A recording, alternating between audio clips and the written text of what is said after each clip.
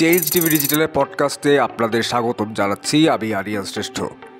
রাজধানীর শাহবাগে রোববার রাত থেকে ঘটে গেল এক অস্বাভাবিক ঘটনা।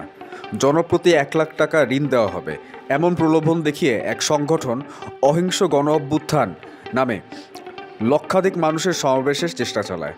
তবে পুলিশের তৎপরতায় এবং শিক্ষার্থীদের সহযোগিতায় এই অপচেষ্টা ব্যর্থ হয়। রাত 11টার পর থেকেই সারা দেশ থেকে মানুষ বাস, পিকআপ ও মাইক্রোবাসে চেপে ঢাকায় আসতে শুরু করে।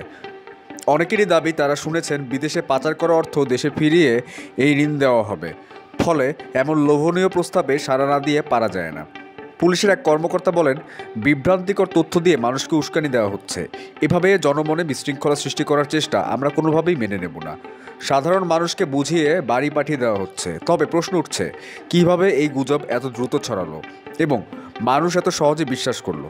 পুলিশ বলছে, সামাজিক যোগাযোগ মাধ্যমে অহিংস গণ অভ্যুত্থান নামে সংগঠনটি পরিকল্পিতভাবে এমন প্রচারণা চালিয়েছে।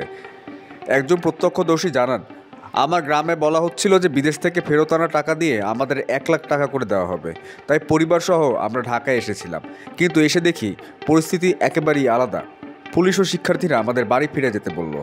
বিশ্লেষকরা মনে করছেন এটি নিছক জনসাধারণের আবেগের অপব্যবহার। দেশের অর্থনীতি এবং আইনশৃঙ্খলা পরিস্থিতি নিয়ে মানুষের উদ্বেগকে কাজে লাগিয়ে একটি গোষ্ঠী অস্থিতিশীল পরিবেশ তৈরির চেষ্টা করছে। সংশ্লিষ্ট কর্তৃপক্ষ এখন অহিংস গণ অভ্যুত্থান নামে সংগঠনটির কার্যক্রমের উপর নজরদারি শুরু করেছে। তাদের এই পরিকল্পনার পেছনের উদ্দেশ্য এবং এর সঙ্গে জড়িতদের শনাক্ত করে তদন্ত চলছে।